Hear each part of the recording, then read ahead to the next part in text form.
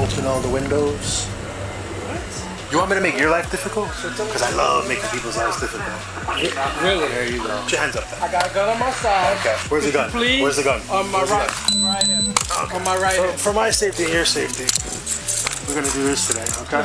What is this? Is this fake? A lot of people like to act like they're cops. Federal agent. Oh, right. Where's the ID? So the reason I pulled you over tonight is in case your tag lights are out on your license plate, alright? Tag lights are out? Yes, sir. Mind if I check? Afterwards.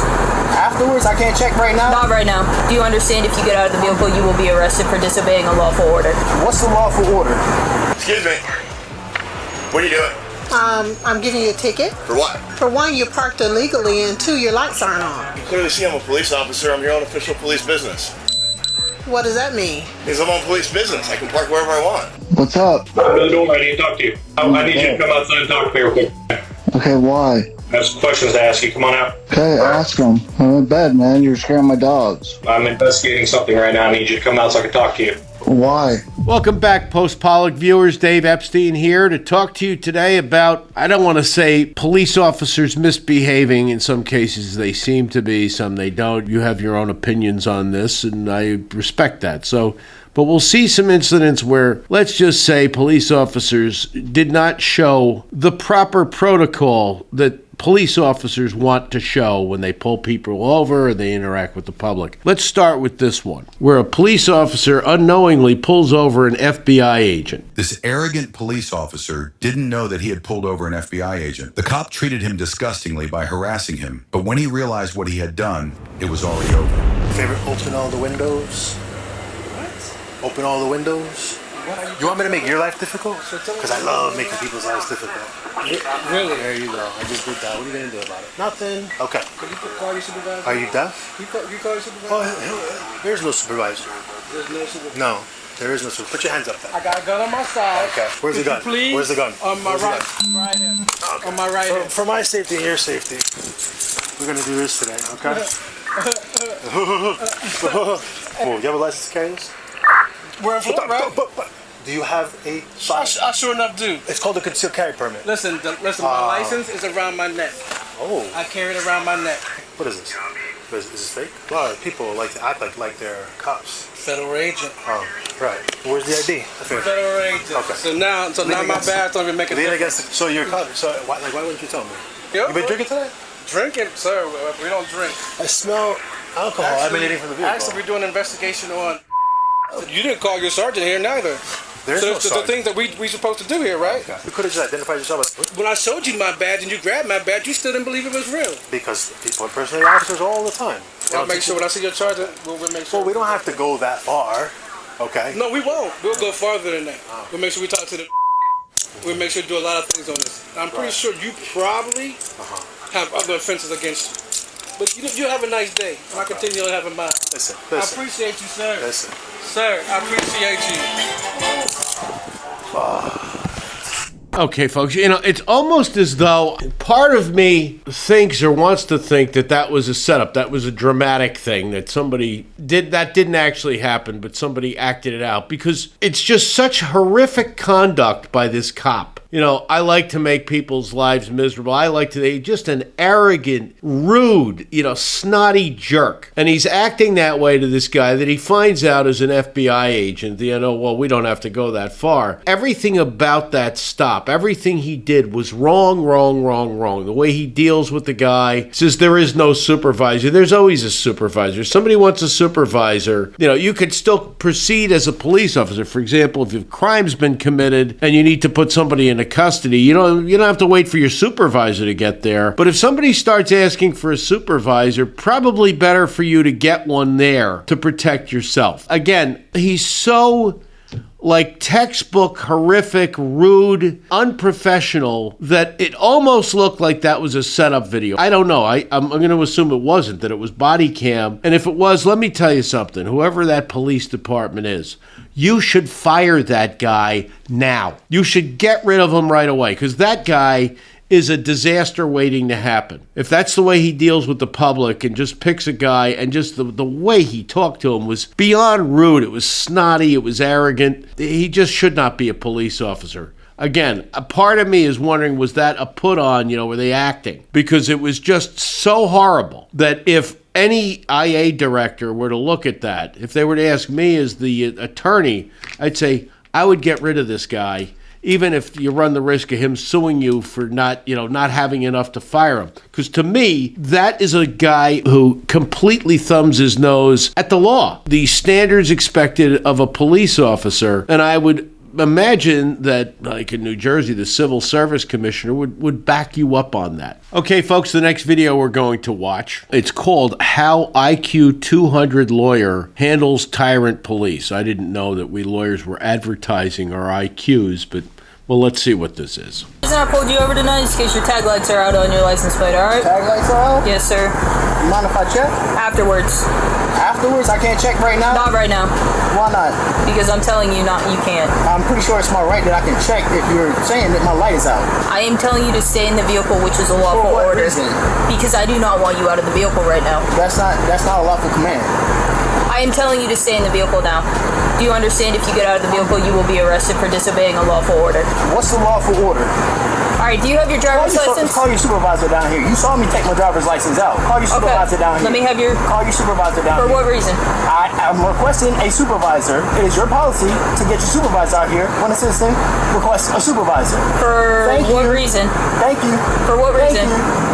Okay, folks, once again, there was one lesson to be learned by this video. There's a lot of lessons we can learn. And the first thing is these titles on these videos, or even the way people who narrate them and describe them, this one didn't have a narrator, are not only misleading, I don't even know where they come from. It says he's an IQ 200 lawyer. I didn't hear him mention he was a lawyer, he had an IQ of 200. I don't know what he's talking about. Analyzing the little bit I saw, he is entitled, if he wants, he should be able to go out and look and see if his taillight's out. Again, you can't ask for a supervisor every single time that you're pulled over. It's where there's an issue. He's claiming there's not a lawful command. How would it turn out? I don't know. She claimed she pulled him over because of his taillight, so let him go see what you're talking about. If you're telling the truth, she may very well have been doing that. Let him go see. Protect yourself. You don't want somebody you don't know to get out of the car and start shooting, but you're supposed to be watching for that anyway. That's what you do. So let him go see. The whole thing is over. What happens is police officers sometimes, especially sometimes younger ones, feel this need to assert their authority at all points in the stop. They need to let you know they're the boss and you are going to do what they say, when in fact, you're saying, because I told you, because I told you, because I told you. No, you got to give somebody a reason, because the policy is you're first supposed to give him your license, which he said he did, and you're supposed to explain to him why he can't go back and look at his taillight. I don't know that this is a lawyer, he's got a 200 IQ, but I thought the police officer could have handled that a little bit better. Whether or not it's a violation of his rights, it looks like it's a brief stop, and I don't know whether or not they got a supervisor involved. Probably, again, if you're a police officer, let's hope you're acting professionally. As somebody you think is wrongfully asking for your supervisor, who cares?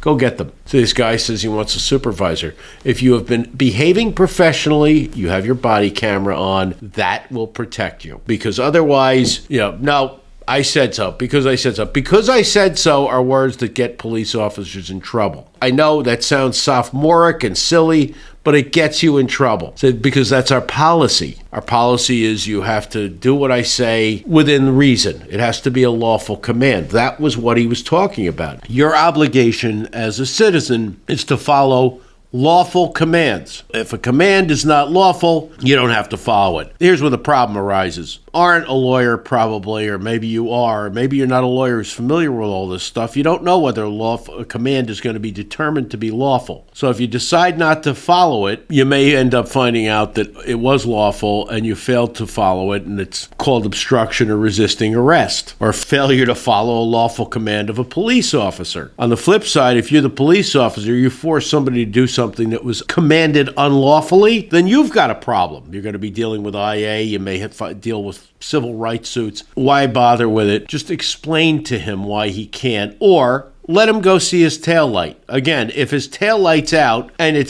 you can show him, the debate is over. Let's look at the next one, folks. Okay, folks, the next one is entitled Entitled cop loses his mind over a parking ticket. Again, I don't know about the titles of these things. People like, they like clickbait and they like to dramatize things. I will see, we will see, we'll form our own opinions as to whether this is what happened.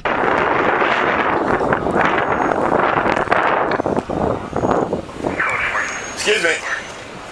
What are you doing? I'm giving you a ticket. For what? For one, you parked illegally, and two, your lights aren't on.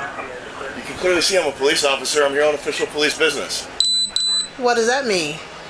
Because I'm on police business. I can park wherever I want. No, you're parked illegally. I'm not You don't parked have your illegally. lights on. How are you at a call? Your lights aren't on. They don't always need to be on. When did that happen? Why would my lights need to be on? For me to be Because able to you park where I want? said you were at a call. You So were I'm on on a official call. police business. No, Don't you put words just into my mouth. no. You said you got a call. I said I was on official police business. Oh, what does that mean? Exactly what I said. Official police business. Okay, sir. Just let me do my job, okay? You're not giving me a ticket. Yes, I am. You're not. You can't do. I'm clearly a police officer. We're on the same side. You're parked illegally. That does not give you a right, because you're a police officer, to park illegally. Ma'am, I was on official police business. I understand what you're saying, but you are parked illegally. Your lights are on. When you're at official police business, your lights are supposed to be on. Look, I get this little power trip you're on. I don't know what you went through I'm or just what doing my got job. you here. Now that you have this little bit of power, you think you're exercising on it. But I promise you're exercising it on the wrong person. I'm Okay? just doing my job. You're not doing your job. If you were doing your job, you would have left the police car alone. Clearly, I'm a police officer. Clearly, this is a police car. You have no reason to be issuing me a ticket. Okay. But you're getting a ticket. Anything else I can do for you? Oh, there's a lot that's going to transpire from this. I promise. Okay, sir. Have a nice day.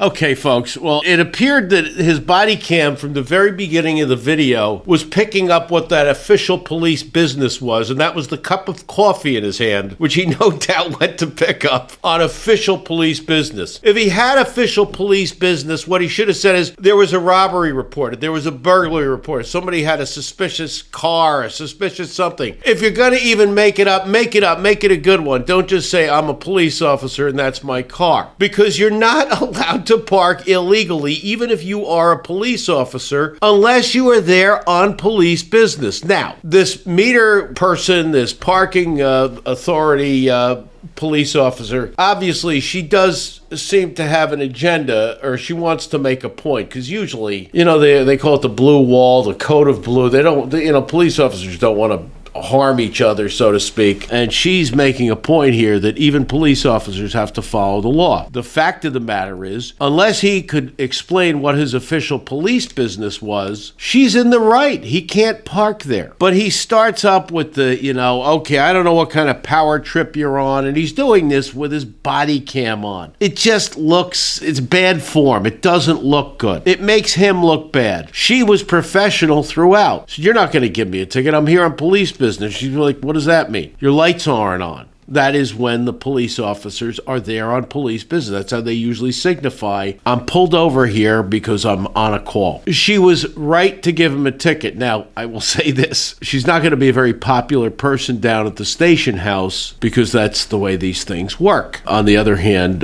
maybe she doesn't care. She's probably in a separate wing of the department doing traffic control, but your life can be made to be uncomfortable when you do things like that. And it shouldn't be that way, because she is enforcing the law. But in this case, the fact that he didn't say what his police business was makes me think that she was 100% right, and he acted kind of jerky. He should not have acted that way with her. Should have said, okay, if anything, just say, I had to stop. I'm so sorry, I had to stop for some reason, and maybe she would have cut him a break. But he's just basically dictating to her, no, you can't give a cop a ticket. And the answer is yes, you can. Police officers break the law just like the rest of us, and they should face the consequences. That blue uniform doesn't mean you can break the law and then just walk away because, hey, it's we're all cops. Doesn't work that way. Okay, let's see the last one.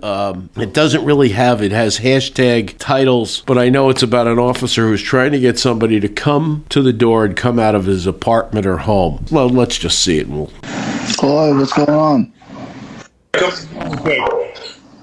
What's up? Come to the door. I need to talk to you. I need you to come outside and talk to me real quick. Okay, why? I have some questions to ask you. Come on out. Okay, ask them. I'm in bed, man. You're scaring my dogs. Come on out. Come out here and talk to me. You talk to me? What's going on? No, I need you to come out face to face. Alright, man. Well, I'm going back to bed. Come on out. No, I want you to tell me what's going on. I'm going back to bed. I'm investigating something right now. I need you to come out so I can talk to you. Why? I need to ask you some questions about what's going on. Ask away. And I need to do it in person. Not through a ring camera. I need to do it to your face. Okay, well, I don't know what to tell you. You can tell me that you're getting up, putting on your shoes, and coming outside to talk to me. Why? Why do you need me to come out? I just explained it to you. I'm not going to sit here and repeat myself. I need you to come out so I can talk to you. Well, I don't know what to tell you, man. I'm in bed, so I'm going back to sleep. You're scaring my dogs. I need you to come out. For what? I just explained it to you. I need to ask you some questions. Okay, ask away. You don't need me to come out there to ask the damn Yes, question. I do. Go back to bed. Yes, I do.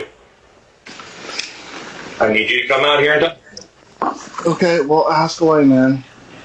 No, I need you to come out here and talk to me. All right, dude. I'm going back to bed. Good night. Come on out.